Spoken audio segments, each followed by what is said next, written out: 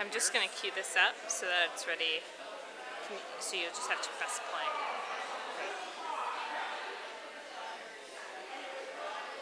Oh.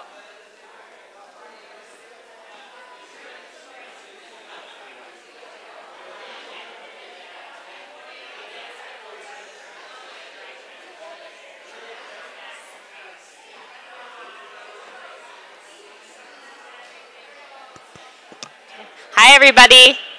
Good evening. We're about to get started here. If you could just take the next couple of minutes if you want to get another drink or some snacks. Just wanted to give you some time to sort of organize yourselves, and we'll kick it off in another couple of minutes here.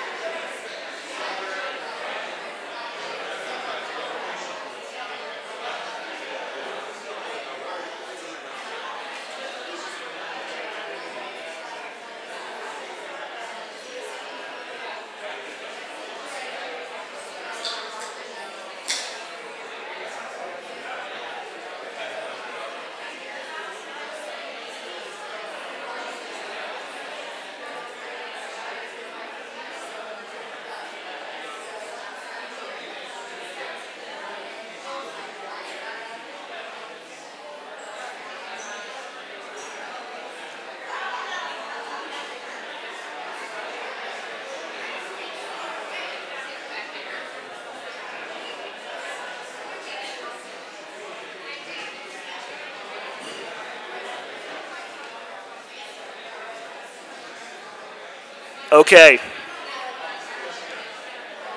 Good evening.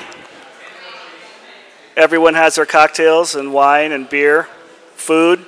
We're all set. My name is Matthias Mergis. I chair the board of directors for Pilot Light. We're very excited to have you join us for our first summit on food education and policy. And we're very excited. And for those who are unfamiliar with Pilot Light, I'll give you a brief overview and history of who we are and what we do. A long time ago, there were a couple of ragtag chefs like myself, and we were summoned by Michelle Obama to a call for action for chefs in school in Washington, D.C. And there was a lot of great things and a lot of great initiatives that were happening at that time. And we came back to Chicago, and we all met at Publican Restaurant, which many of you know, and they were the suppliers of the wonderful food here tonight. And we had education experts and nutritionists and chefs and restaurateurs and activists within the community, and there were about 80 or 90 people there. And we realized really quickly that there was not a lot of access or keys given to chefs to be effective in schools. And at that time, my two daughters were in a Chicago public school, and I was already in there doing a couple crazy chef things, like showing them what a salmon is and how to fillet it, and showing them what a tomato is and the difference between yellow and red. And it was great, but it seemed kind of more of a show and tell, and we wanted to be more effective. So I turned to Paul Kahan, who I think people in this room know, from One Off Hospitality, and I'm like, I'm already in a school. There's a wonderful principal who is gaining, gives access to people and organizations who want to make a difference with students, and we started this crazy chef collective, so to speak. So we would pick one day a quarter and go into the schools where we would take over the classroom for 1 hour, and we would teach whatever we wanted about food. And then what the kids were learning, we would incorporate that into the lunchroom. So everything on the plate in every classroom, K through 6, somehow connected back to the classroom. So we looked at the lunchroom as a classroom and not as a free time. Since then, we realized that the chef in the classroom was unscalable if we really wanted to hit every single student within CPS. And we came to the conclusion that the best way to do that is to work hand in hand with teachers and make teachers the advocates for the Pilot Light program. So we started to work and create curriculum together, which tied into the core curriculum, so it complied to the standards for CPS.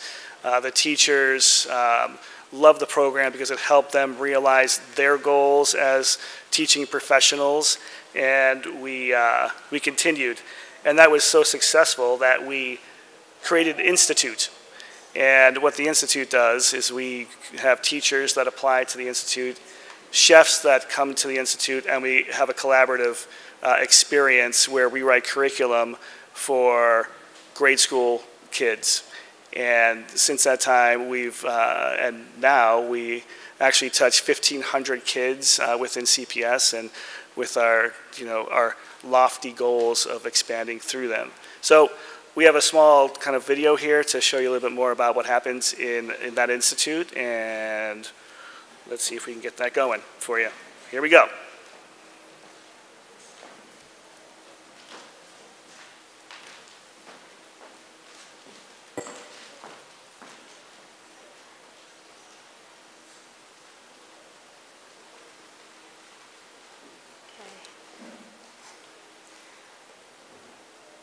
Always technical difficulties. Let's see.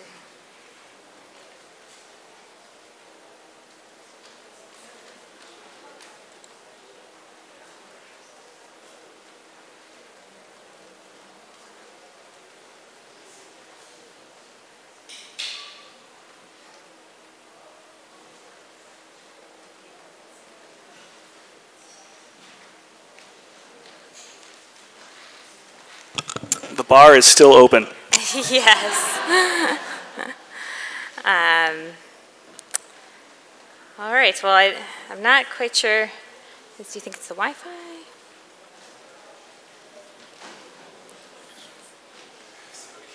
Did you refresh it? Yeah.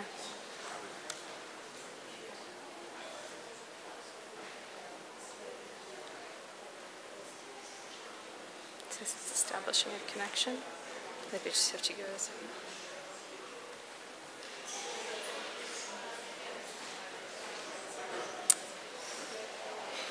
Any ideas? I can just move on. Or close out of it real quick and go back to it.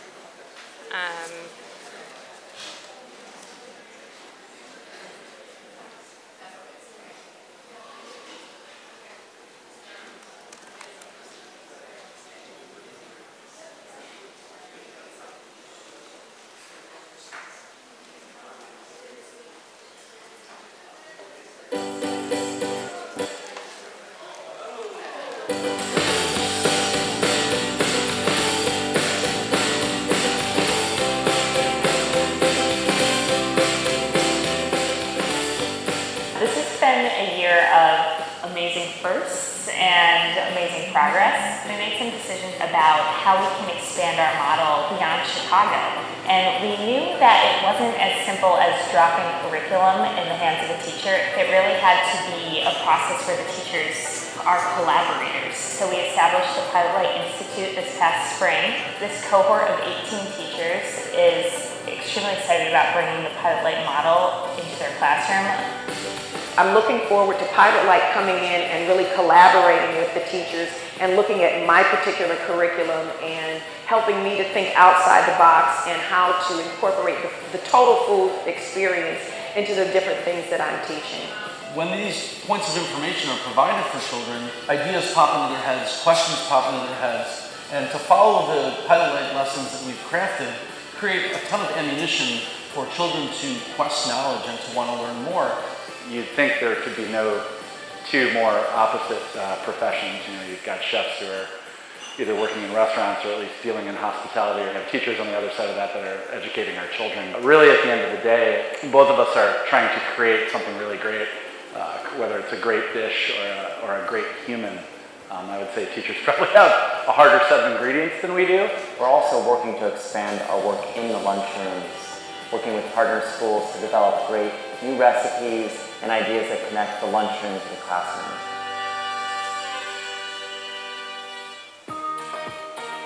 Over the past year, we've collected a lot of data, and what we've seen is that not only are students learning about food, they're understanding the different ways that food is connected to them in their lives. They tell us that they have a greater understanding of how their food choices impact the environment. They're also telling us they're more confident about asking their parents questions about the food on their plates, and that's really what we want to see. We want to see the children in the Pilot Light program building confidence. We would read stories and they would talk about how the food in the story affected a character. We would be doing math and they'd be like, oh, I've seen that on a package.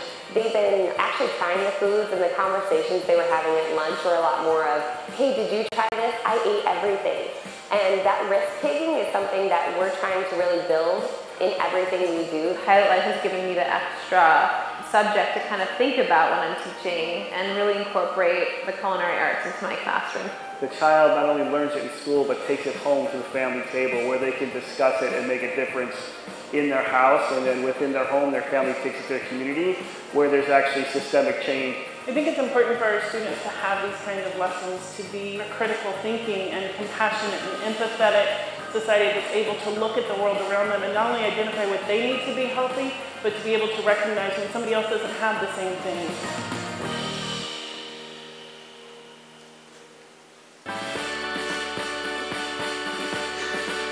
We could never have imagined where Pilot Light would be right now. And it's only through the collaboration of educators and the business world have we been able to get a group of like-minded people together to accomplish these unbelievable goals. I think what excites me most is this movement that I see Pilot Light creating, and how I see people internationally reaching out to us who want to know about what we're doing and how they can take it back to their own communities.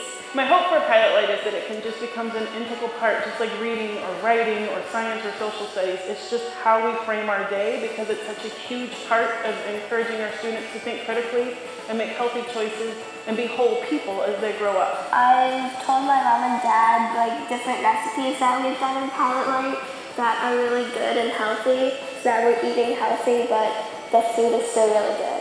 I like Pilot Light because you can make your food and learn about it and what's the texture about it. I love Pilot Light because I love the food that they make, and sometimes we get to make it, and then we get to eat it at the end, which is my favorite part. Every time I learn a different food in Pilot Light, it kind of changes my life.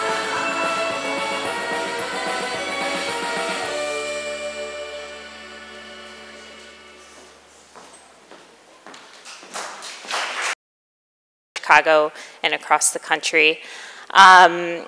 Before we get started, I just want to frame tonight's event and tell you a little bit about what's happening in this building over the past today and tomorrow. We're hosting our inaugural Food Education Summit, and what that is that we're very focused on developing food education standards and competencies. Sorry, this is playing here. We're developing food education standards and competencies. Do you know what's? I don't know. Okay. Sure.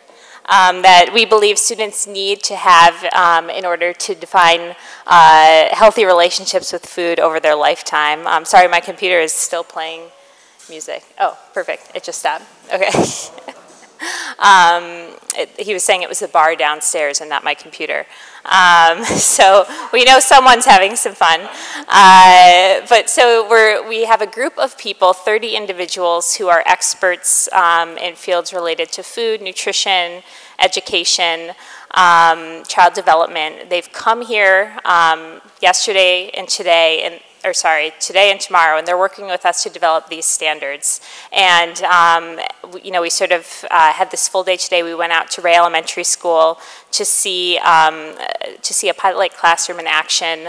We had 2 workshops focused on building out our standards and competencies, and we had really interesting discussions around what they should look like, what it meant to be developing standards. It was just such a wealth of information that was provided to us, and we're looking forward to tomorrow and having more conversations around this, finishing those standards and competencies, and coming out with recommendations for what we believe the skills and knowledge that students need to have these healthy relationships with food. So this event today, this is the public-facing event.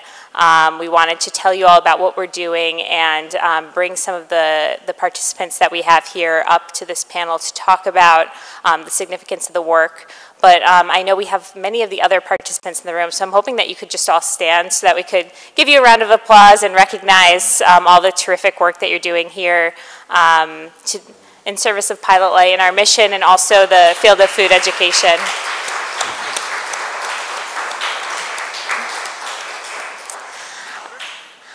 I also know that we have some of our teachers in the room tonight. You were just hearing about the Pilot Light Institute and the work that we're doing to build teacher capacity to integrate food education into everything they're doing in the classroom. So if you're a teacher in the room and you're using Pilot Light, please also stand so that we can recognize you.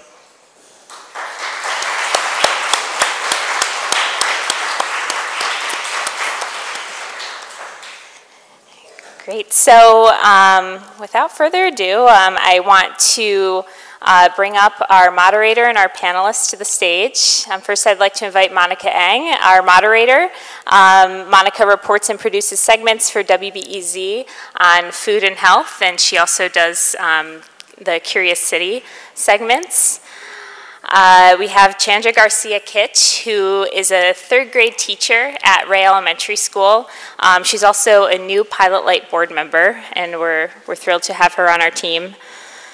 Josh Culp is, he's the chef and owner of Honey Butter Fried Chicken and Sunday Dinner Club, but he's also a former New York City public school teacher and has been a Pilot Light partner from the beginning. Katie Wilson, Dr. Katie Wilson is, she's the former USDA Undersecretary for Child Nutrition, and she was appointed by President Obama. And then we have Dr. David Lohrmann, who is the professor and chair of the Department of Applied Health Science at Indiana University. So as you can see, we have a terrific team here tonight to share with you their perspectives on food education, and it's really my honor and privilege to introduce them. So thank you so much, and look forward to it.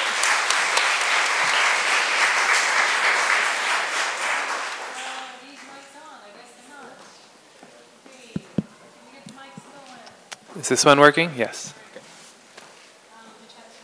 It's on.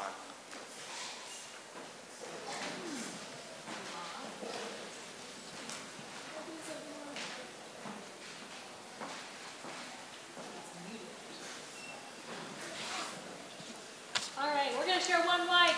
Okay. All right. Thank you, everybody, for coming out tonight and braving the rain. I was so so afraid when I saw the rain and that they canceled the Cubs game. I thought they might cancel this, but you came out. Thank you. If you'd like to come closer, that'd be great. We don't bite. We're going to make this the most exciting school, food, and education panel you have ever heard in your life.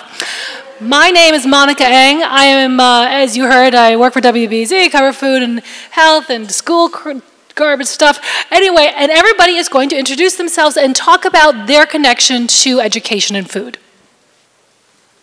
Well, I eat food, I guess, is that. And my connection to education, I've been an educator for 45 years. I started out as a high school health education teacher, taught nutrition back in the 1970s, including eating whole grain breads and analyzing food labels, and nobody taught me to do that. It just seemed like the right thing to do. So I've been a school administrator, including a curriculum director, and then 10 years as a evaluation consultant for Centers for Disease Control, working with schools and state education departments across the country. And now at IU, I work with pre-service teachers on health education, training them to be health educators. All right. And everybody just say your name, what you do, just like your predecessor did. And it's a monodirectional mic, so if you talk right into the top of the mic, it's best. Great. I'm Dr. Katie Wilson. I was a school nutrition director in Wisconsin in 3 different districts for the course of 23 years. Taught a lot of child nutrition education in the classroom for the school districts that I was in. And then from there, I went on to be the executive director of the Institute of Child Nutrition down at the University of Mississippi and an assistant professor.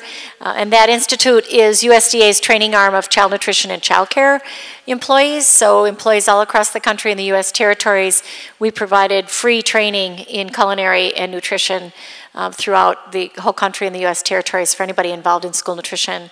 And then the last 2 years I spent as Deputy Undersecretary for USDA, Food, Nutrition, and Consumer Services, oversaw the Dietary Guidelines 2015 and all the 15 nutrition programs that we do at USDA for President Obama's administration.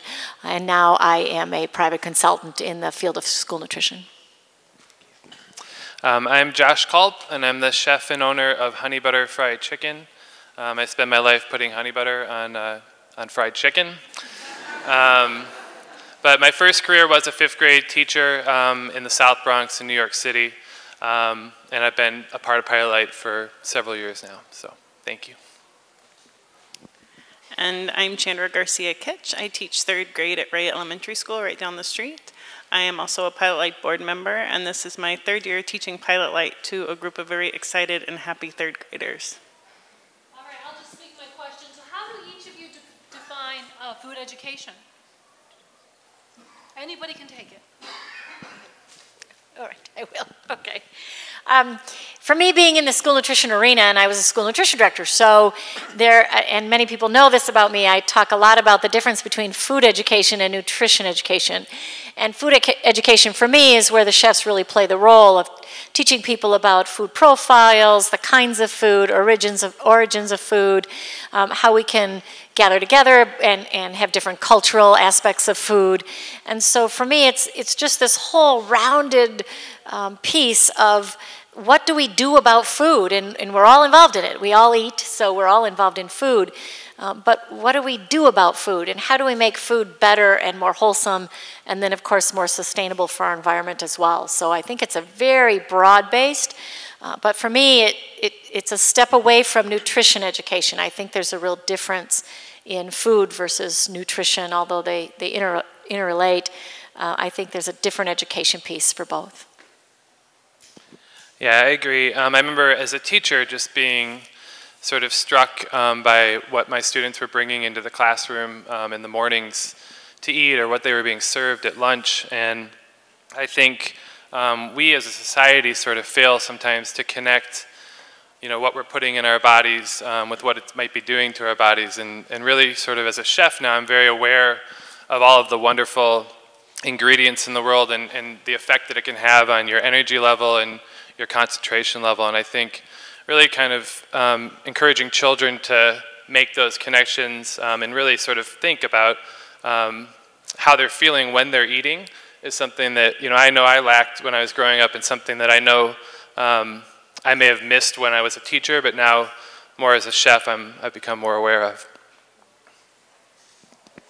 And I think from a classroom teacher's perspective, food education has a lot to do with not only connecting students to what it is they eat every day, but why they eat those things and what those things represent outside just the value it gives to your physical body. Like, how do you communicate around food? How do you connect over food? How do all of these different foods from all these different places allow us to find commonalities with each other beyond what our differences are? And I think that's probably the biggest component of education for kids in 3 through 5. They'll get the nutrition and they'll get the important information about how it affects them physically, but for them to make those connections around the humanness of food and our shared commonalities around food, I think is one of the most important things that Pilot Light allows us to do. So I never had a class in school that was food.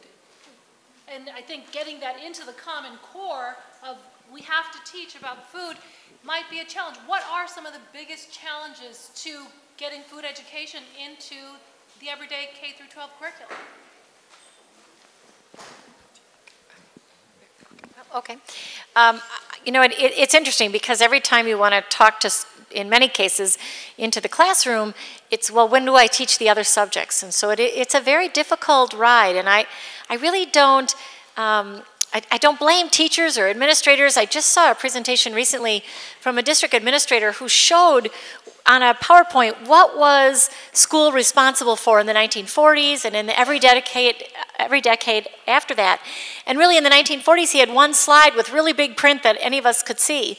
By the time he got to 2015, he had slide after slide after slide after slide, and it was the print was so small it was unbelievable. So until we can convince them that food education that really makes a difference in somebody's life and the outcome and the way they become productive citizens, because it's connected to health, it's connected to learning and education, it's connected to so many, it's connected to disparity and poverty. So there's so many issues with food, and until we can convince administration as a whole and at a national level, it's going to be a very difficult road as much as the rest of us are passionate about it. Yeah, and I think that's where, you know, an organization like Pilot Light really shines, because, you know, one of the things when I first started was just going into the classroom and trying to meet the teachers where they needed to be in terms of what they were being required to teach or the standards they were trying to meet. We would just use food as the medium to teach fractions or to teach soil, you know, science by studying soil or whatever it was that we chose to teach. You can really kind of explore all kinds of subject matters that the kids need to learn, but use food and sneak in some food education and some nutrition. I also think another challenge too, that just to be real about it, is obviously big companies that make a lot of money are really sort of fighting to keep their cheap and not so wonderful quality food in our schools. And I think, you know, we really have to show that you know, we can get good food and good food education into schools, and that will, you know, better our society. So. Okay, David, we have a mic down here. Yay, we get our own mic. Now, some of you guys are actually in this summit this week. Can you talk about some of the work you're doing in the Food Education Summit and why it's important? Oh, the work we are engaged in today, there were some draft standards that have been developed by Pilot Light, and so the expert panel was brought together, I think it's around 30 people, to first look at the draft standards that have been developed and make any revisions. They've done some interviews of the various participants to get their feedback, and some of the standards were revised somewhat based on that. And we went through a whole series of activities and exercises where we took the standards were all put up on the wall on flip chart paper, and then people got to indicate under there what they thought ought to be taught, or what they call them competencies or performance indicators under each of the standards. Then people had a chance to go by and see, well, I agree with that, or I think that's really important, and so on. Then in the afternoon, we broke up into groups, and each had a standard plus the output from the morning, and our goal was, our assignment was to synthesize all of that into what behaviors would these engender, what attitudes, what knowledge would be involved and what skills at each of the levels from elementary, middle, and high school. So that's as far as we've gotten so far. It was a tremendous amount of work. There's unbelievable talent and brain power in the room, and now they're going to move more to the next step of refinement and so on tomorrow. Well, and I think one of the things that Pilot Light brings to the table, and that I really got excited about Pilot Light a number of years ago when I was introduced to them, is that they bring the educators into the room. Because we can be chefs and policymakers and advocates and everybody that's really passionate about good food and the sustainable systems, but we need the reality of the classroom. And I think having the administrators and the teachers there, us visiting that classroom to see how it really did work, that's what brings it to light. That's what's going to make it work, and that's putting the right people in the room. Whether you want to hear it or not about whether it's going to be feasible or not in that classroom, you have to hear it, because you can have the greatest ideas as an advocate or as a policymaker, but if it's not reality in the classroom, it's not going to work. And so that's one of the wonderful things about Pilot Light that I really got excited about, is that they're bringing that whole aspect of the educator that's in the classroom, in the practice of it, in the administration of a school, and figuring out how does it work in a school building. So I unfortunately was not able to attend, but I did make fried chicken fried rice yesterday. It was delicious. Oh, you weren't there either? Okay. Chandra, can you talk about ways that you have built food education into your classroom curriculum? That has taken a bit of a journey over the last few years. Initially, they were these really cool lessons that went with like one thing I was teaching, and they would kind of stand alone. And so it'd be like, I'm teaching fractions, so here's how I can work food into the fractions so they get fractions better. The second year, what I noticed was that they were learning so much faster when I incorporated food, that I was like, okay, so we just need to do this all the time, because we're going to go so much further and learn so much more if this is just a part of our daily learning in the classroom. So my curriculum last year, from the start to the end, Pilot Light was woven in all throughout the year, and so it just became part of our daily routine that we had something to do with Pilot Light, whether it was reading or writing or a discussion, or hey, draw what you had for lunch over the weekend and talk about your classmate and see if you have any commonalities with that. And this year, the way it works is the kids are actually taking some of the ownership for more of the cooking aspect of Pilot Light this year in my room. So some of the fourth graders are being invited back to be expert chefs that I had last year, to work with the third graders I have this year, to do some cooking together, and to talk about the things that they learned, so the third graders can build on what they're learning as well, so that they're sharing across grade level bands. So it just is just part of our everyday life at school that we do Pilot Light. There are books just for Pilot Light. There's writing paper just for Pilot Light. Every day they know there's something they can be doing for Pilot Light, whether it's looking at plants or analyzing a recipe from this country or that country, or talking about what they had at lunch today and did it look like the picture on the menu, and if not, why do you think it doesn't? Talking about what they're bringing from home and sharing those foods with each other in the cafeteria, because that kid's never had a snow pea and this kid really wants to try one. They know that that's all just part of our food education and our learning at school, and that we just never stop being curious about those things. Can I add something about barriers to implementing? It struck me that a principal would say, you know, they only had one thing to do in the 1940s. I was born in the 1940s. I remember in the early 1950s, my brothers and sisters staying home for weeks with mumps, measles, and chickenpox.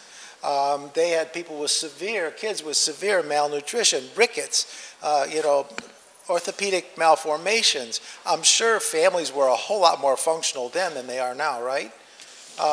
So, you know, the whole issues of poverty, social things. So there's a great book about families called The Way Things Never Were, and I think you could probably have the same title for this mythology about what education used to be like.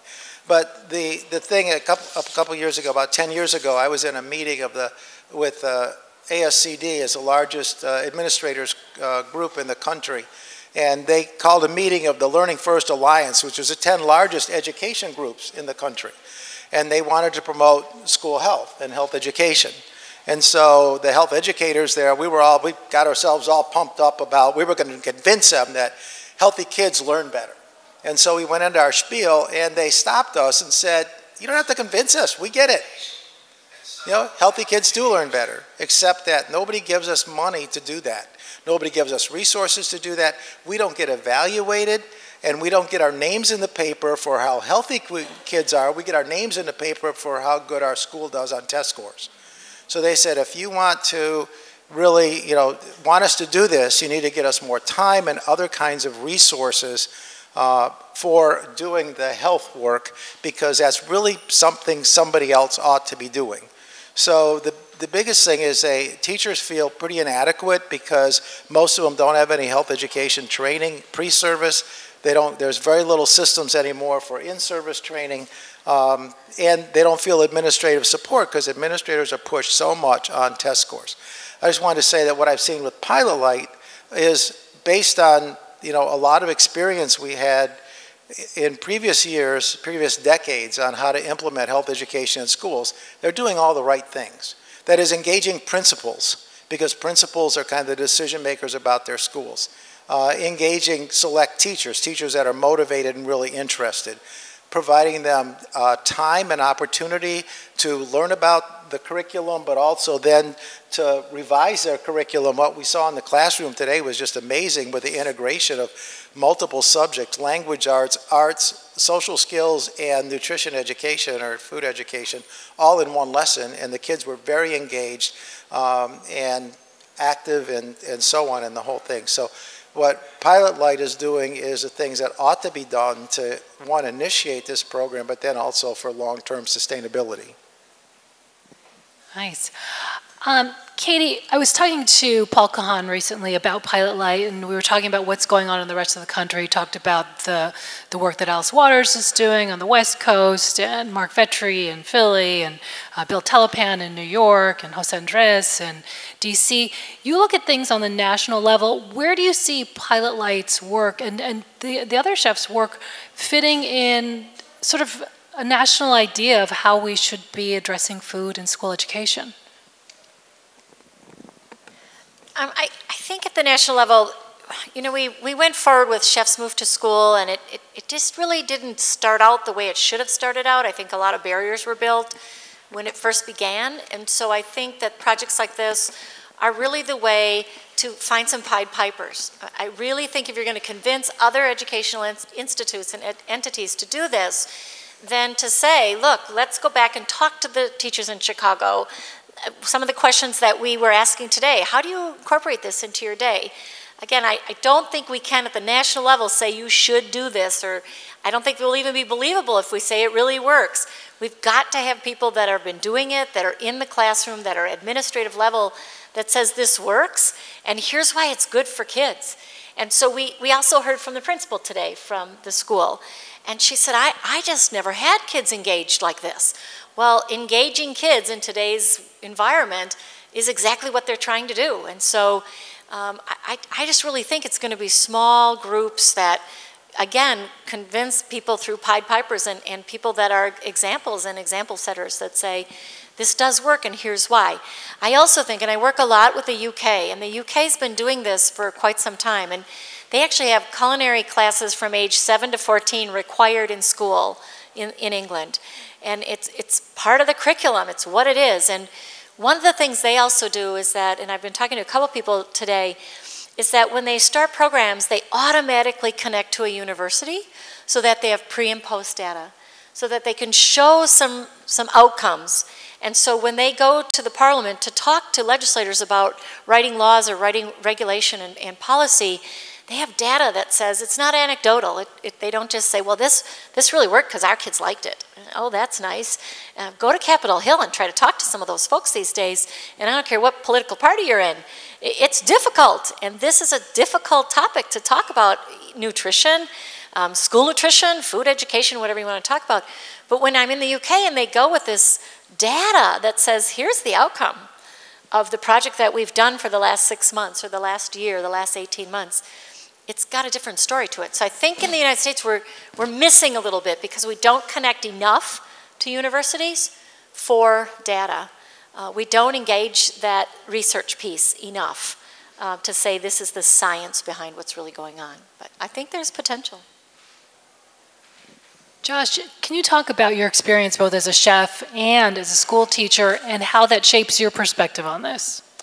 Well, I think as I said before, when I was a teacher, every day in my classroom, I taught in the South Bronx, and it was just, I was 22 years old, and it was a real challenge. And I think I loved food, but I wasn't sort of aware of what great food was or what wholesome food was until I became a chef. And now, as a chef in my restaurant, I can make choices about where our food comes from. And I think it really sort of helps me better understand, when I'm working with an organization like Pilot Light, how to really be an effective teacher in the classroom there. I mean, just bringing sort of, one of the things I love about being in Pilot Light is that I'm able to use some of my teaching skills and some of my experience to, help with the lesson planning and things like that. One of my jobs as an investigative reporter at the Chicago Tribune, my first job was to investigate Chicago public school food. What I found in 2009 was that a high school kid could eat nachos, fries, and chocolate milk every single day of his 4 years in high school, and that was considered a very healthy meal. And purple drink too. In purple, right. And the Undersecretary of Agriculture told me that can't be happening. USDA is not paying for these meals. And I said, well, I'll take a picture of them. And so I've had a long love-hate relationship with school lunch. What can the school cafeteria do to help or undermine food education for teachers? Well, I'll speak to that. First of all, I will tell you that in school nutrition, the school nutrition program is only as good as the local administration wants it to be. The nutrition standards have been there. They've been there forever. We got them stronger in 2010, but they've been there a long time. And it's like a chain restaurant. If you like going to a certain chain restaurant in one town, it's really good. And you go to another, that same restaurant in another town, it might not be so good. So it still has really good local control. And in my district, they wouldn't have, that wouldn't have been an option. But the other problem you're in school nutrition is that you are given money from the federal government on a per meal reimbursement rate. So my participation rate is what pays for the program. And I've been through that, where I've done chicken stir fry. Sure, a participation rate is how many students come through your line each day. And you're paid each day from the federal government based on those numbers. And each day you have to record how many kids came through your line and at what income level they are and all that. But anyway, you get a dollar value from the federal government each day that a child actually comes through your line and puts their number in or gets their reimbursable meal. So when I was in the districts, and we did a lot of good things in our program, we would serve chicken stir fry fresh right out of the tilt skillet. Wonderful product. And in an elementary school of 700, I'd get about 150 kids to participate. When we would serve chicken nuggets, we'd get 700 kids to participate. So in that sense, we also need the community and the parents to help support that. Because I don't have a program, and it's not an excuse, it's the reality of it. I don't have a program if I don't get kids through that line. And what did happen over the years, and we used to have lots of homemade food and great stuff, but as society changed and the food environment changed, we had to answer to that customer's need, and that's the way school districts were pushing you. You were making money, and that's what they wanted you to do. And so you were pushed in that direction to meet the needs of those children, the demands, not the needs, but the demands of those children. Now, some of us fought that all along. We fought every bit of it, and I said, I won't sell carbonated beverages. I don't care if the C-store sells it. I'm not selling it. I'm in a school. I should be producing education. But I will tell you, on the same point, I had a number of teachers that would come into my office and really berate me because what's it my business what her kid wants to eat for lunch? Just let them buy 5 pieces of pizza. I don't care. They can have that if they want that. So there's this dynamic going on in schools that's very difficult, but it really is only as good as that district administrator wants it to be. And I started in a school district of only 1,700 kids, small rural district in Wisconsin, and that superintendent took a huge risk hiring me as his first professional food service director. Otherwise, it was a head cook in the high school, and she kind of ran the show and bought whatever the salesman told her to buy. And he took a risk of what I might be able to do in that school nutrition program. So it's difficult. And then there was that whole piece of changing the dynamic. And really when I took 4-ounce chocolate chip muffins off the menu, it was the teachers that organized the boycott. So they organized the students into a boycott against my program because of those muffins. So there's a real dynamic there when you look at schools, but when you get administrators that want it to work and they believe in it, and they're strong supporters of wellness and health in the classroom, and health in the school, and health in the cafeteria, that cafeteria program is good, and you wouldn't get nachos and French fries every day. So. I had a couple things. When I started teaching in the 1970s, we had the lunch ladies that worked from about 6 in the morning to 4 in the afternoon. They prepared all the food from scratch, and the only time you got food available in schools was at lunchtime. There were no vending machines, very few food sales, and they did a great job. Then what happened over time? But they got full-time pay, they got pay raises every year, they got benefits, and they got retirement. Those are expensive.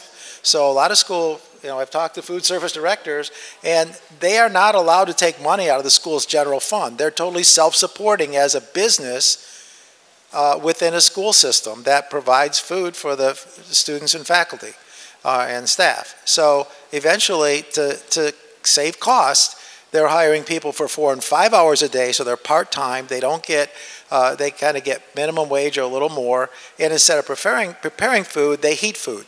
So you get a lot of processed stuff in cans, frozen, and so on. They put it on trays and heat it up and put it in the line. So these are some things that are like kind of the reality. Also, vending machines came into schools because of decrease in tax funding. There's a great book called Fatland, and they document that when Proposition 13 passed in California to cap property tax, it really hit schools. So Pizza Hut went in with the read a book, get a pizza. They weren't interested in reading. They were interested in brand loyalty to pizza. Coke and Pepsi had the Coke and Pepsi wars. They had big news things on, and so on. It's to develop brand loyalty. So they sell their product at pretty much no profit in schools because they want kids to drink their Coke product or eat their whatever food product for a lifetime. And principals bought into it because they got the money. They had pouring rights contracts, and they could get, well, it's basically exclusive. The company will give you money up front, and then the profit from the sales of the product in the vending machines, and then you promise to just exclusively provide their products. Now, the good thing about the beverage industry is they sell water and juice and other things too, so when some of the regulations changed and they were put under a lot of pressure to get sodas out of schools, they kind of could change what's in the vending machine. But they, whether it's bottled water with their brand on it or whether it's the soda with their brand on it, that's what they're interested in. But principals loved it because that extra money that they didn't have anymore for sending the debate team to the state championship or buying that extra tuba or getting a couple more football helmets, was real to them. And they didn't get what they were doing. They didn't get it, that they were exposing, is basically selling their kids to the food industry for that money. They just saw it as a great income. People eat anyway. Kids are going to do that. I had student teachers go out and come back and they said, you wouldn't believe it. The candy machine and the soda machine are right outside the health classroom. We're teaching nutrition education. The teacher's telling the kids to go buy that stuff and let them come into the classroom and eat it and drink it because the principal wants a profit. So those things they've really subsided. It's been dramatic, the changes since about 2005 in schools. But these are the kinds of things that happened. And I think one of the things to be cognizant of too is the parents of today's kids were the kids in schools when all that stuff was going on. So when their eating behaviors and patterns were formed, it was in that heyday of not so very good food in schools and this accessibility to stuff. Our local food service director in the county where I work is very committed to meeting the guidelines, and she works really hard on getting all the fruits and vegetables with all the different colors offered. And what she does is taste testing. So to make sure, okay, we want a cookie that meets the guidelines, but it also is, kids will eat it. So she'll get different products and have them taste test it to figure that out. They found a ketchup that met everything, and the kids really liked it.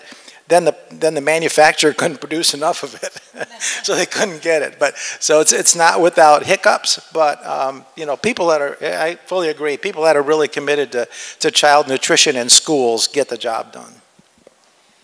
Well, there's so many points to follow up on. Well, one of them is money. Yeah, you know, the schools, they feel like we need money. And hey, these pouring rights contracts, and I had mentioned sometimes they wanted pouring rights contracts for elementary schools, for grade schools, to say we want to exclusively brand this as a Pepsi school so these children will drink Pepsi their whole lives. That blew my mind. But they do need money. And so when I was talking to Paul Kahn recently, he said that part of the evolution of Pilot Light was that they're going to pay the teachers. And Chandra, maybe you can talk about like how important that is. I mean, teachers are not rich people. They often like buy their own supplies out of their own money, and to be adding a whole bunch of new stuff, it's, you know, sometimes it's not the easiest thing. Does that help a little bit? Paying teachers definitely helps. We always like it. But it does allow the teachers who are in the Institute to feel like not only are our voices valuable and being heard, but that the work that we're doing is important work. And Pilot Light is one of the few programs that I've been involved in where the follow-through is complete. Like, there's no, here's this program, we're dropping it on you, good luck. It's, here's this program, we're going to follow you all year, we're going to keep supporting you through this. What else do you need? What else can we help you with?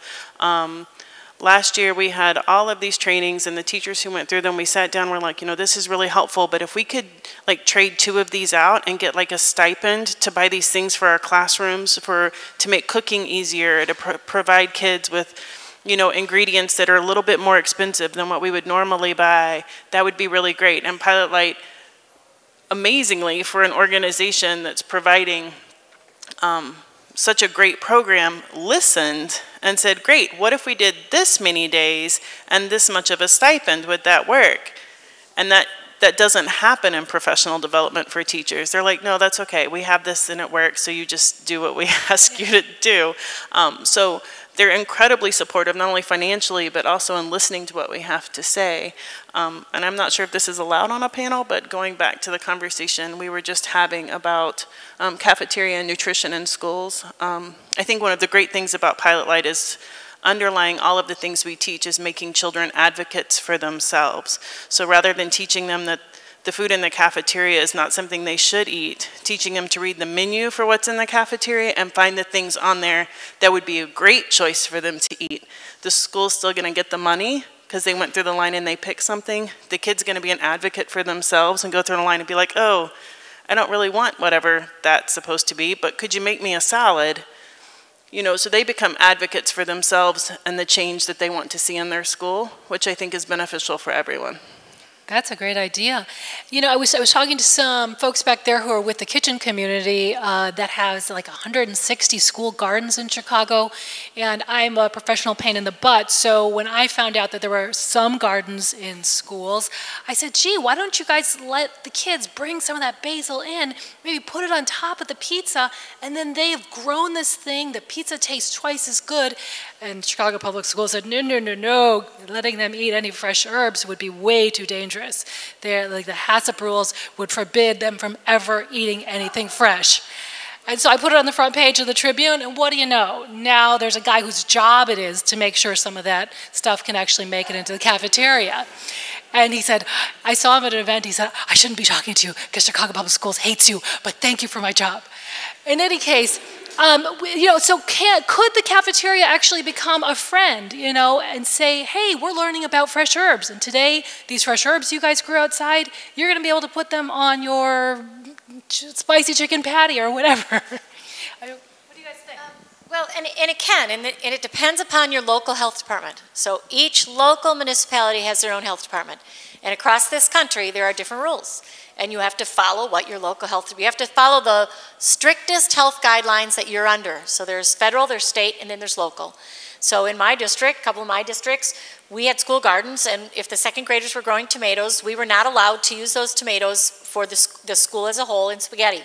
But what we could do is send a note home to parents that we were going to use those tomatoes to make spaghetti for a special event for second graders. And we did, but that also cost money in the budget. I had to keep cooks longer. I had to bring in the labor to do that and follow all the health rules, but that was my local health department and what they allowed me to do. And we found that with farm to school and school gardens all across the country, where people try to blame USDA and say, oh, they won't allow you to do that. Well, yeah, USDA is all pro. Go for it. We love farm to school. We think this is a great opportunity for kids. But it's many times those local health departments that you have to work with and try to get folks to understand. Now, I will also tell you that if there's any little illness at all, and it happens to every school nutrition director across this country, it's very easy to sue a school district. And the parent will call and say, my kid is sick because of what he ate at lunch. You've got to be really careful of that, and there has to be a PR piece that goes along with that. So again, once again, it's so integral, it's so complicated, and it shouldn't be, but it is. And the size of Chicago Public Schools, I'm sure they have rules for health and well-being. The other piece is some schools are saying that you can't bring anything from home because they're worried about where that food has been, what the fertilizer has been in it, where it's been grown. If it's been grown in a school garden where they've used treated lumber or they've used an old tractor tire that they've put their garden in, they shouldn't be eating that food because we've learned that leaches poisons into the soil. And so there's all sorts of things that go on. But you have to, if there's something that comes up like that, there are ways around it and where we could do it with just the class, but we really had to pay for that. And then also you have to make sure, work with that local health department before you criticize the school district. Yeah, that. Million now at 160 schools, so I'm glad they found a way. They made a HACCP plan for all of them. I was in a project working with local public health departments across Indiana, and we did focus groups with administrators. Their two biggest things that they have to have done is, one, vital records, and the second thing is food inspections, because their worst nightmare is a foodborne illness outbreak in their community. It just the PR and everything that goes along with it is just horrendous for them. So school food service has to, they're a restaurant, and the kitchen and inspection, the rules and everything, they have to follow just like any other restaurant. And I think that's why you're seeing, it's one of the reasons why you're seeing so little raw meat. Basically, give us the Tyson chicken patties, give us the highly processed, heavily preserved food, because we know that that's not necessarily going to be raw meat. But people say, well, if you hire cooks who know what they're doing and give them a living wage, give them benefits, then they know how to cook that properly. But it's much easier to hire a box cutter and a reheater. Again, you can go into a lot of schools, in Chicago Public Schools, a lot of schools don't even have a cooler. So when you're building a new school and there's a referendum and you pass that referendum, and I'll guarantee you that if they get over budget, it's the school food service equipment that gets cut. And so if you have an issue, I always encourage people, go to your local school and see what's going on. Don't believe what you hear from middle school kids and whatever. Go see what's going on. If there isn't a cooler in your school district and your school cafeteria is working without a cooler, it's pretty hard to use fresh foods and get in all this produce, and then advocate for getting a cooler, because you can even put one of those outside the building and put a lock on it. So those are the things that I think when people are, and of course school food is quick to criticize, it always has been, but I think that people could go and really look at what's going on and then be an advocate for change in that particular school. But in many cases, they don't have coolers and freezers as well, because either from age, I was in a couple of schools in New York, and they don't even have running water in that school, and yet they're still running the school food service program. So it can be really interesting, but if you go there and find out what's really going on yourself, then you can be an advocate to help improve that. And if you ever have you live in a community where they're going to have a school referendum, make sure that a school cafeteria and a kitchen that you can cook in is part of that referendum, because that will eliminate some of these issues. I also think that part of the job of being a pilot light teacher and an educator is recognizing that the food services manager in your building is working against almost insurmountable odds to do a lot of work in a very short window of time with a very small staff. So and going a tiny in budget. Yeah, very. So going in with, hey, we're growing all this food and we can't use it. how could we help you use this in the cafeteria? Like if, you know, so two of us found out that if we went and got our food handler certificate, it's like $30 online. We can actually take the produce from the garden. They taught us how to label it, how to put it in buckets, where we can store it in the coolers, what to do if the coolers are full so that we can use it. The teachers who take that can actually go in and help the cafeteria staff prep the food. And if we do it in the cafeteria, our kids can actually come in the morning and help prep the food and get all of that stuff ready to create those things in the cafeteria for lunch. And a little further investigation, we found out the 7th and 8th graders in our school could get their food handler's license. Wow. And so then they could actually help make the lunches at school with the food that we bring in, so long as we keep documentation of like handling and where we got it and when we got it and receipts and where it was stored and all of that information. We can actually teach the kids using our school cafeteria, which helps our cafeteria staff.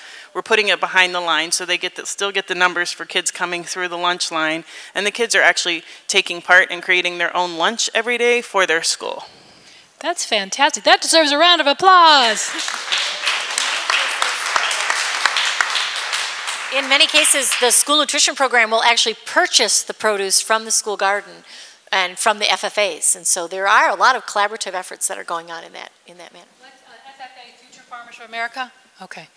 I'm going to send one more question to Josh, and then we're going to open it up to the audience. So think up your great questions.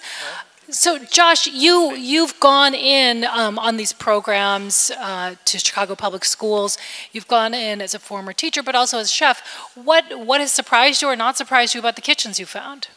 About the kitchens? Yeah. I mean, I was surprised to see that there was not kitchens. You know, there was at the kitchen school I've been to. There's been one sort of functioning oven, you know, and maybe a very small cooler. So. It is sort of an astonishing reality to sort of try to imagine how you could serve wonderful food in those schools. And how about the kids' response? I mean, when I've watched you guys go in, the kids were so thrilled. Yeah, I think one of the great things about bringing chefs into schools and just bringing great ingredients into the schools is that food is fun. I mean, part of the reason why I made food my life was because I love it, and it's infectious and fun, and I think that it's really an easy material to kind of get kids excited. We've done these awesome meals in the classrooms and in the lunchrooms. And there's really, I'm amazed at how many children you can get to eat broccoli and kale. And as long as you sort of give it the context and present it in a way that makes it exciting and not, we shouldn't be apologizing for serving real food. Absolutely. We'd love to see more of that. Does anybody have a question in the audience? Raise your hand and stand up and shout it.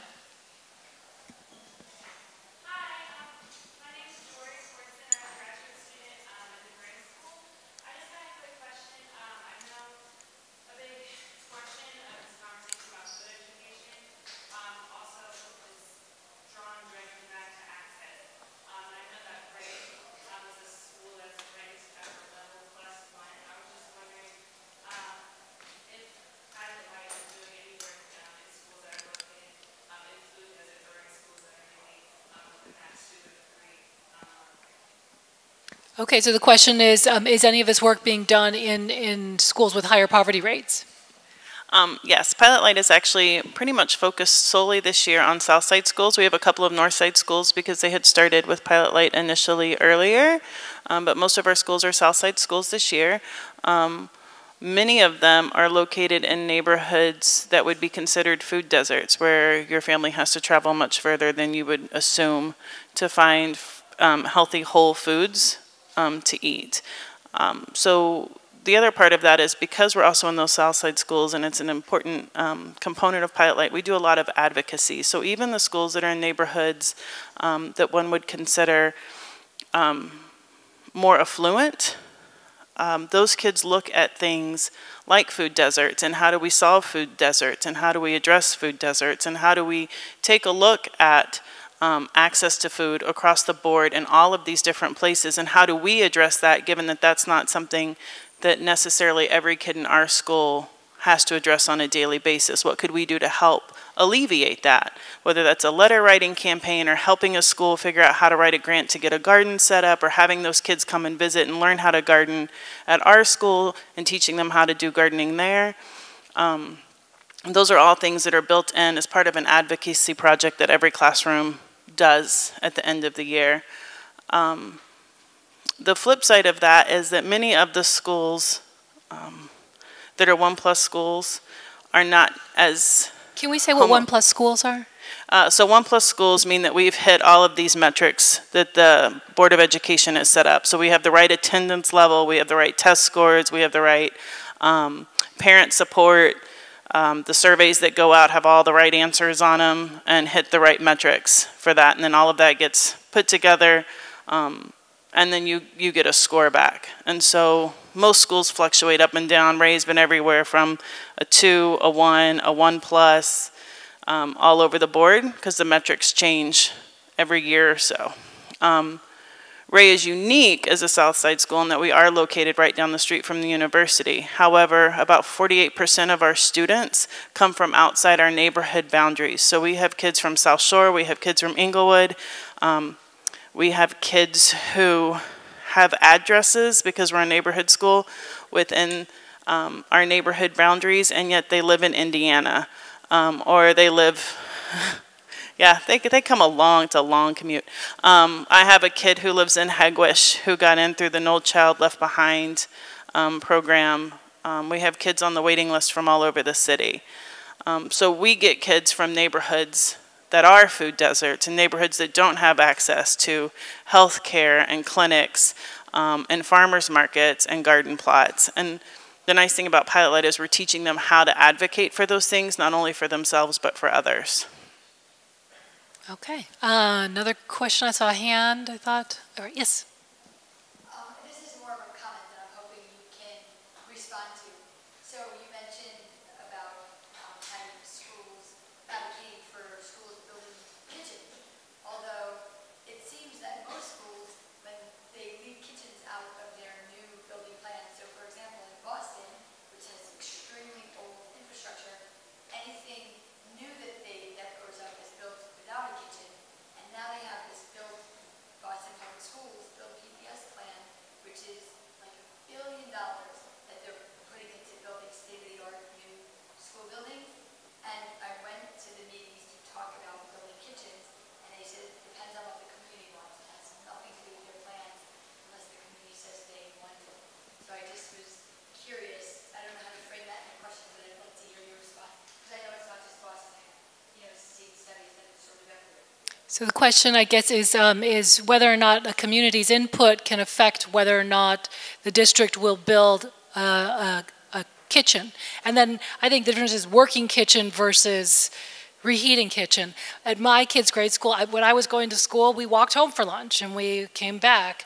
When my kids went to that same grade school here in Chicago, they built a kitchen and I was so excited. Oh my gosh, this great new kitchen. And I walk in, I said, where's the refrigerator? Where's the stove? They said, oh, no. There is a moratorium on building working kitchens. And I said, that's crazy. And it seemed to me that it's because the district or someone wanted to move toward this model where you don't hire trained chefs, you hire box cutters and reheaters. Well, I guess most important thing is, does the community know that they have some voice in what the decisions are?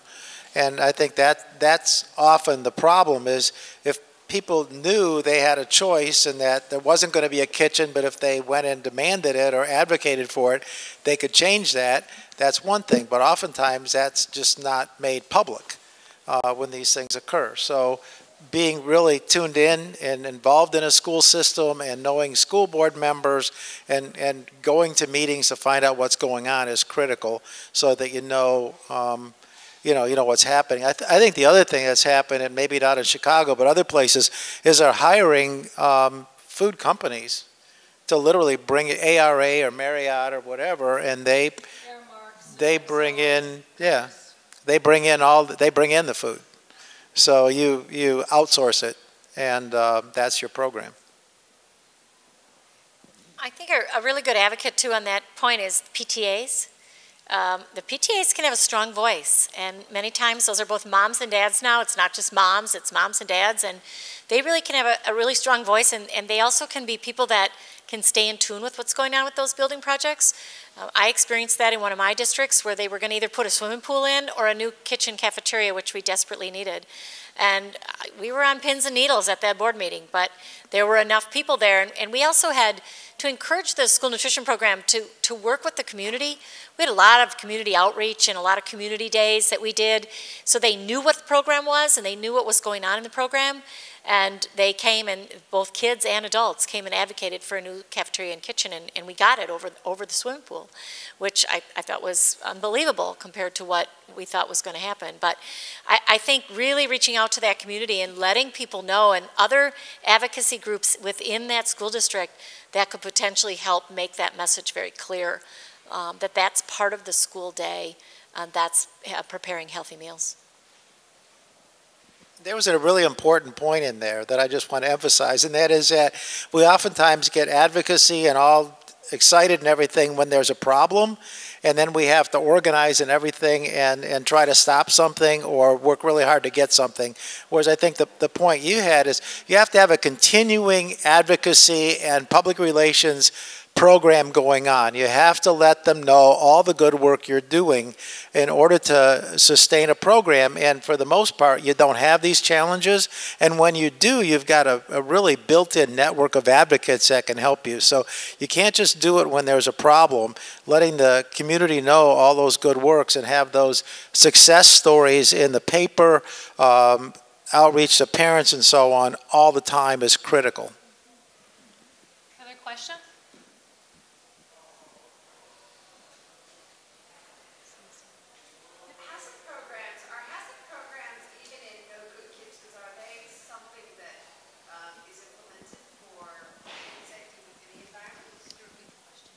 Yeah, she asked about HACCP programs, and she asked if HACCP programs, even if you have a no-cook kitchen, do you have to have something, a HACCP program? And what the federal law says is you must have a food safety plan in place that with HACCP principle, based on HACCP principles.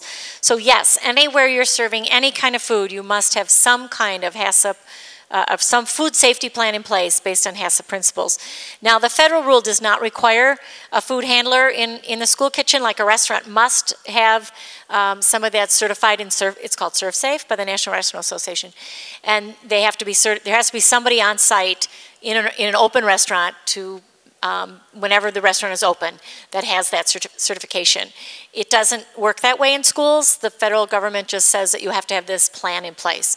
Now, in Wisconsin, they passed a law that every single manager of every single school kitchen must be ServSafe certified.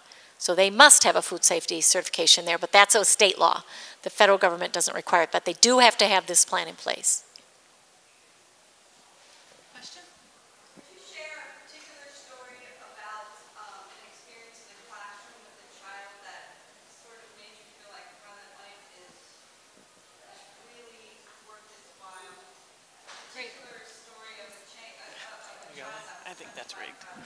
That's a great question. Can you share a story about a time when a child was touched by pilot light in the classroom?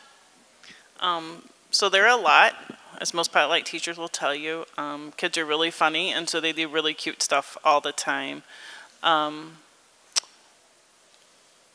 think the one that is always going to come to mind, and I've spoken about a number of times, is last year, towards the end of the year, we got a family of students who had been refugees from Syria, and they had been in Turkey for a number of years.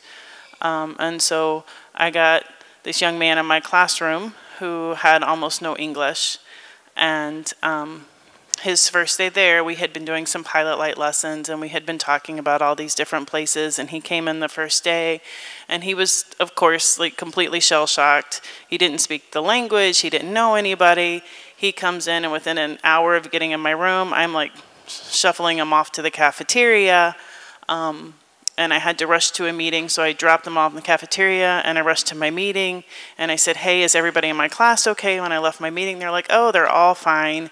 I went upstairs to my room, and about 2 seconds after I get to my room, I'm sitting down, I'm opening my lunch, and here comes another one of my students, completely panic-stricken.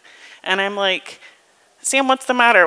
What's going on? And he's like red-faced and he's like huffing and he's puffing. And I'm like, good God, what's happening in the cafeteria?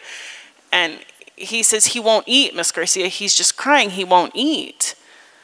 And I was like, what are you talking about? And he's like, he won't eat any of the food because he doesn't know what it is. And I was like, okay.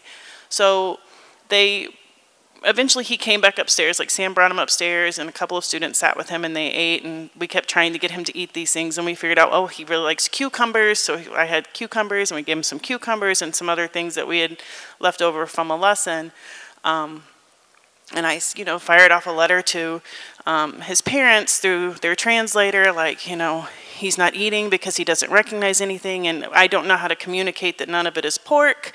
Can you please help me explain that, he can eat the foods in the cafeteria, it's totally safe.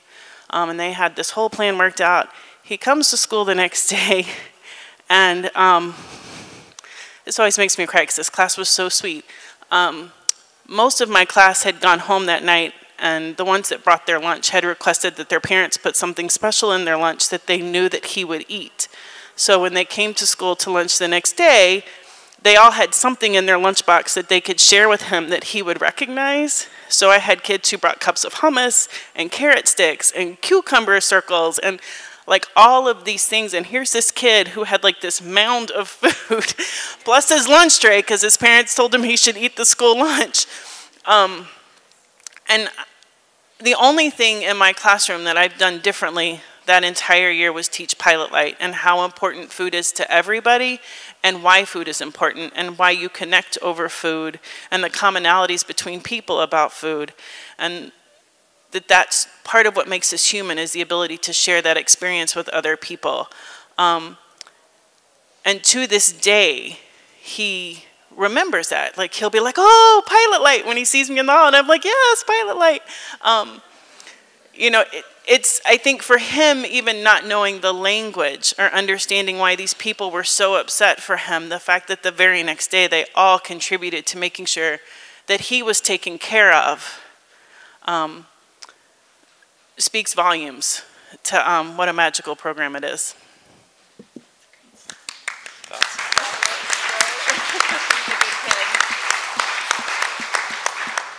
Well, I don't get the long-term joy of that, but because I'm usually in the classroom just once or twice a year. But I've done a lesson plan with teaching fractions by fabricating a chicken. So we'll bring a whole chicken into the classroom, which if you really want to get a rise out of 60 children, bring a whole chicken into a classroom with a knife. But it's sort of a magical thing to watch kids, get really excited about this. It's so easy to get them excited when you're using these fun ingredients. But then to actually teach them something along the way is really cool. But one specific kid, and I'm not advertising for my restaurant when I go to Pilot Light schools. I just want you to know. But we often get asked, what do you have on your menu at Honey Butter Fried Chicken? And we usually tell them fried chicken with butter, but we also have a kale slaw that's really delicious and amazing and has pomegranate seeds on it, and it's really good for you. We always try to have a few really nice vegetable dishes on our menu. And this one student from one of the classes we were in came in, and I got a message in the kitchen that there was someone who wanted to see me in the dining room. And so I went out to the dining room, and there was this 10-year-old kid sitting there with his parents eating fried chicken and honey butter, and his parents had mac and cheese, and he had the kale slaw on his tray, just going to town on it and excited about it. So I think just sort of putting that word out there to kids and just making it exciting and is really, really cool. Any other questions? Oh, and back.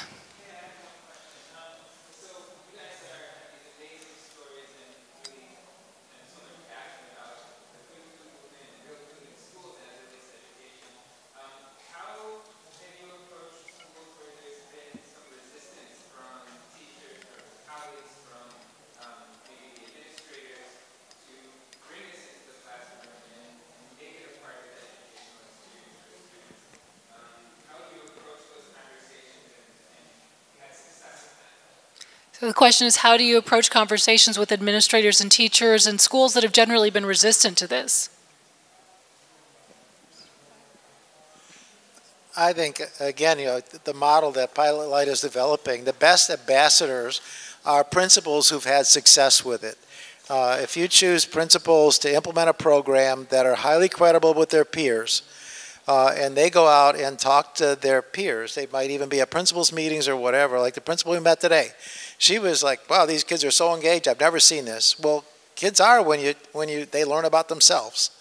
And things that are really applicable to their everyday life, and then the integration of all the different subjects in that, it really works. And it doesn't affect their academic achievement in other areas, but it does enhance, say, their food choices and their eating behaviors. So the best ambassadors are administrators who've had success, who can go talk to their fellow administrators.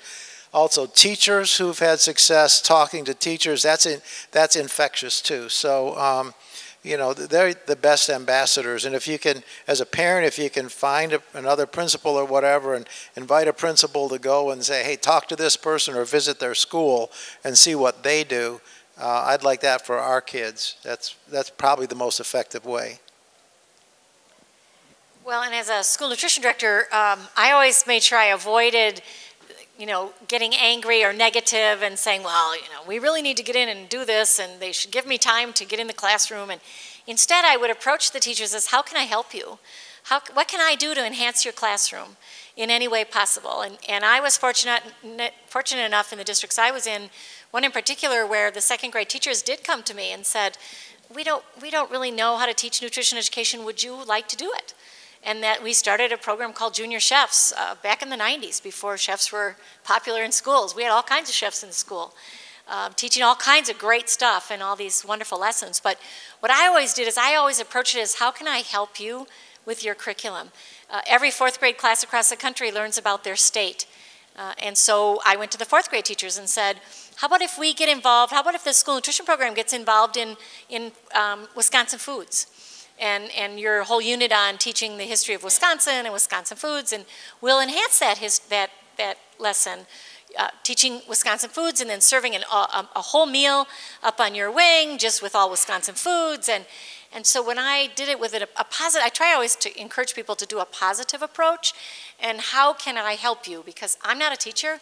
I'm not in that classroom dealing with what they have to do every day and meet all those standards. But if I have any way that I can enhance that classroom, then let it be their idea. I didn't care if it was, I didn't care that I didn't get credit for it. If they think it's their idea and they're willing to do it, I'm all about it. And then that's exactly what happens. One teacher does it, and then it's fun, and everybody loves it, and then every teacher wants to do it. So you just let that slowly spread.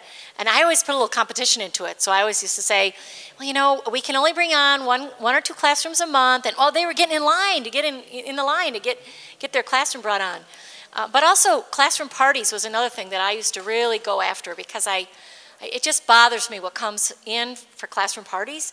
And so many kids can't even eat some of the stuff that's in there. So I used to always challenge them to change the menu for classroom parties. And if they would turn in a menu that we would accept and that I thought was a relatively good menu, it's not all sugar sweetened things, then we would provide the beverage. Well, guess what that did? That prevented carbonated beverages from coming to the classroom party, but they didn't even know I was doing that. They were getting a free beverage delivered to the school, cold, with cups, and it wasn't a carbonated beverage. And so they thought that was grand. So then there got to be this competition. So it's ways you can work through things that doesn't make it negative. They thought that was the most positive thing there ever was, that we would provide beverages for their classroom parties, instead of going out against classroom parties. We challenged them to have healthier choices in their classroom party, and if they met a certain standard, they got the beverage free from the food service. So there's lots of ways to do it. Well, we've got one more question. Yeah, I want to thank the panel for the insightful SNC talk tonight about what Pilot Light is doing. I'm curious about Chandra's example of the series student who was created, I think, ultimately by other students who are trying to demonstrate some emotional response to that student's needs, altruism.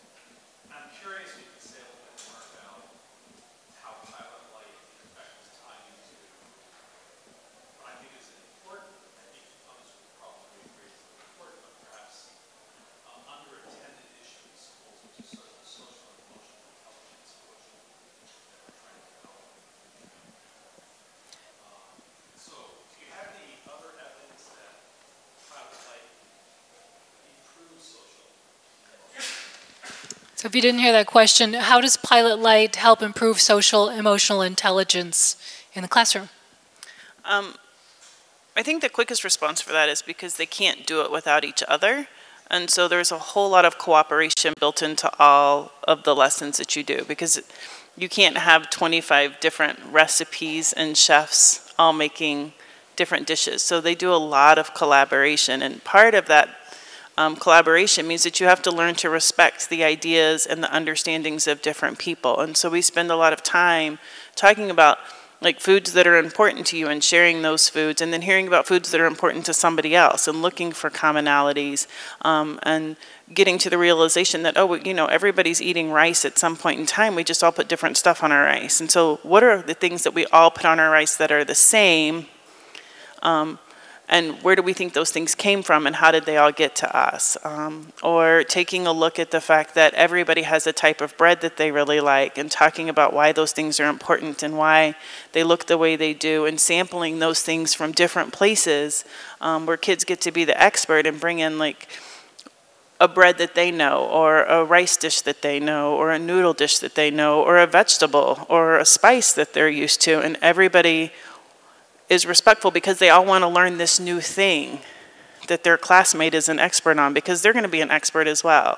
And they're all learning these really fascinating things from each other. And because that respect is built in because of that collaboration piece, they learn very quickly how to empathize. And so it's an interesting thing to watch 8-year-olds go from not knowing what to do if somebody fumbles or somebody falls or somebody messes up, to understanding very quickly that the appropriate response should be, hey, it's okay, just take a deep breath and try again. You know, or to learn that if they raise their hands, that that person can like tag out and ask somebody for help, and then they can tag back in when they get their thoughts together.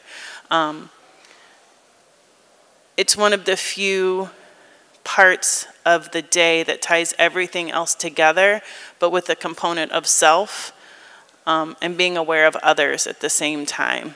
Because the goal isn't to be who's right, or who has the high score on something, or who gets the most stars. The goal is for all of us at the end to have this shared common experience and be able to communicate around that experience with each other and celebrate what we've all learned.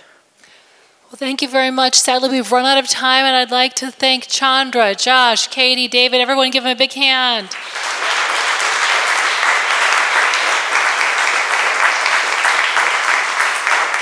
Thanks so much for coming out tonight, and Alex, you're going to give a final note? I just wanted to add, as you can see, we believe food education is so important, and its integration into school curriculum is paramount, and we're excited by everything that the panelists had to say today, and by the work that's to come tomorrow to find our standards.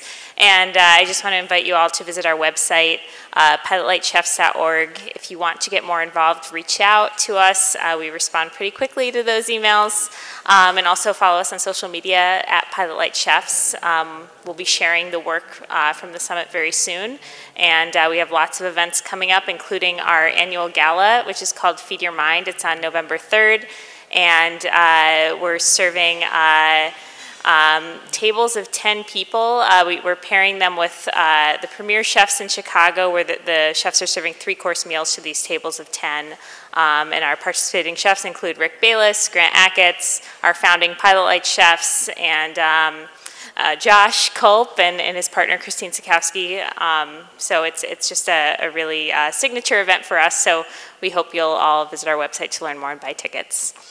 So thank you so much, and thanks again to all of our panelists and to Monica for moderating. We appreciate you all coming out on this rainy night. So thank you.